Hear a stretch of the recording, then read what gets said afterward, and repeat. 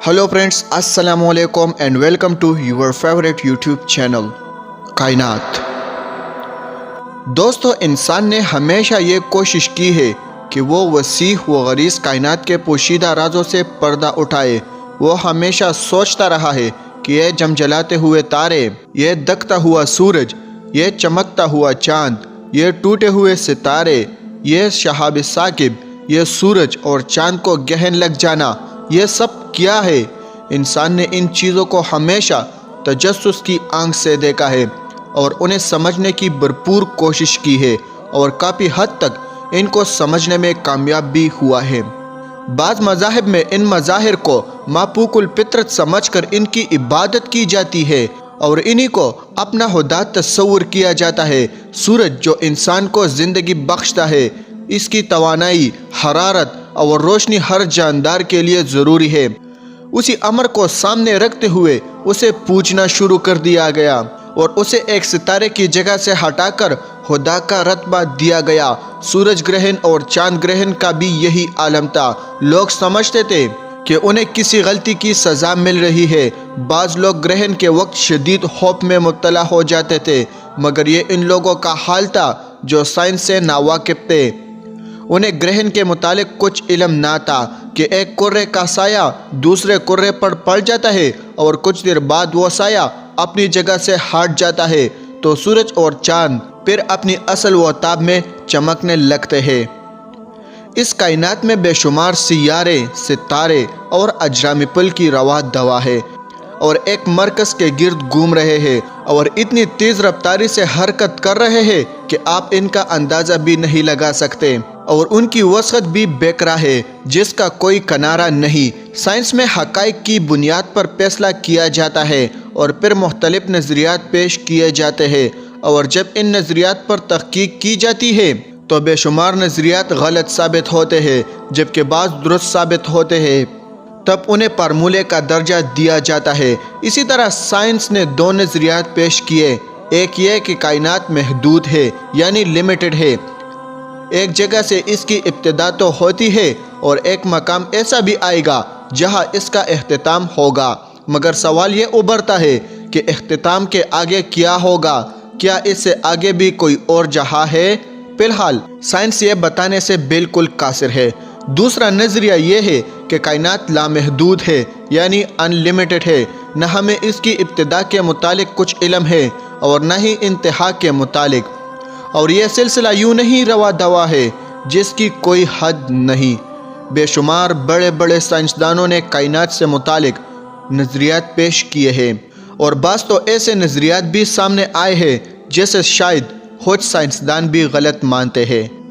दोस्तों, न्यूटन वो शख्स है जिसने साइंसी मैदान में गिरा कदर खिदमत अंजाम दी है।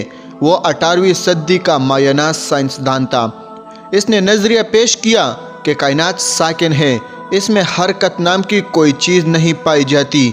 साइंस हक़ाइक़ को तस्लीम करती है और न्यूटन अपने नज़रिए को साबित करने के लिए साइंसी हक़ाइक़ पेश नहीं कर सका क्योंकि वो जानता था कि उस अजीम कायनात के पस पर्दा कोई ज़ात ज़रूर है जो इसे रवा दवा किए हुए है। मगर ये सब जानते हुए भी वह इसी नज़रिए पर अटका रहा।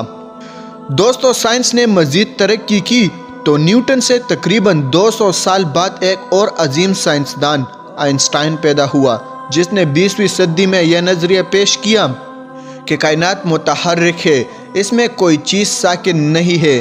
तमाम सितारे, कहकशाए, सियारे, सहाबिये और अजरामी पल की मुसलसल गर्दिश कर रहे हैं। इनकी गर्दिश और हरकत को नापने का कोई आला नहीं है जो इस हलाई लामहदूद में इनकी सिम्मत और रफ्तार का अंदाज़ा कर सके। हम इनकी रफ्तार या गर्दिश को इन्हीं की निस्बत से साबित कर सकते हैं। हम जिस ज़मीन पर रह रहे हैं वो सूरज के गिर्द घूम रही है और यह निज़ाम शमसी का एक हिस्सा है। हमारे कहकशां जैसे हम दूध या रास्ता यानी मिल्की वे कहते हैं, इसमें सूरज के अलावा सैकड़ों, करोड़ों बल्कि अरबों सितारे हैं जो सूरज से करोड़ों हा गन्ना बड़े, रोशन और गर्म है। सूरज बजाते खुद इस कहकशा का एक छोटा सा सितारा है। इन सितारों और सियारों के जुर्मट को सहाबिया یا کہکشاں کہتے ہیں، اور اس طرح کے اربوں کہکشائیں اور صحابیے کائنات میں حیرت انگیز ابتار سے گھوم رہے ہیں۔ ان کا سفر کہاں سے شروع ہوتا ہے اور کہاں تک جاتا ہے اور ان کی منزل کیا ہے، اسے جاننا بہت مشکل ہے۔ ہم جس زمین پر رہ رہے ہیں ہم اسے بہت وسیع سمجھتے ہیں، مگر کائنات میں اس کی وسعت صحرائے اعظم میں ایک ذرے اور سمندر میں ایک قطرے کے برابر بھی نہیں ہے۔ کائنات میں بے شمار مجموعہ ہائے نجوم ہیں۔ جس طرح سورج کا ایک نظام ہے، اسی طرح ہر ستارہ اپنے اپنے نظام کے تحت چل رہا ہے۔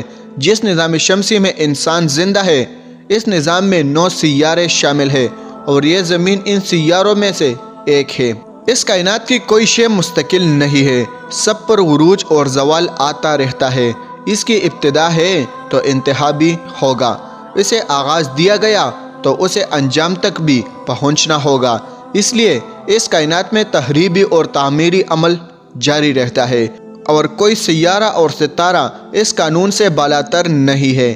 ان حالات سے ظاہر ہوتا ہے کہ قیامت صرف زمین پر ہی نہیں بلکہ تمام ستارے، سیارے، صحابیے اور دوسرے نظام اسی قانون کے تابع ہے۔ ہر شے کو بنانے کے پیچھے ایک راز ہوتا ہے، مگر کائنات کیوں کر وجود میں آئی، ابھی تک سائنس اس کا جواب تلاش نہیں کر سکی۔ اگرچہ نظریات تو بہت سے ہو سکتے ہیں، لیکن اسے سائنسی طور پر ثابت نہیں کیا جا سکا۔ تاہم یہ طے ہے کہ اس کائنات کے پیچھے کوئی ایسی ہستی ضرور کار فرما ہے جو ان تمام نظاموں کی پیدائش اور تمام ستاروں، سیاروں اور صحابیوں کی ترتیب کی ذمہ دار ہے۔ جس نظام میں ہم زندہ ہیں وہ نظام شمسی کہلاتا ہے، اور اس نظام کے باقی سیارے سورج کے گرد گردش کر رہے ہیں۔ دوستو، اگر آپ مجھے انسٹاگرام پر فالو کرنا چاہتے ہیں تو اس کا لنک نیچے ڈسکرپشن میں موجود ہے۔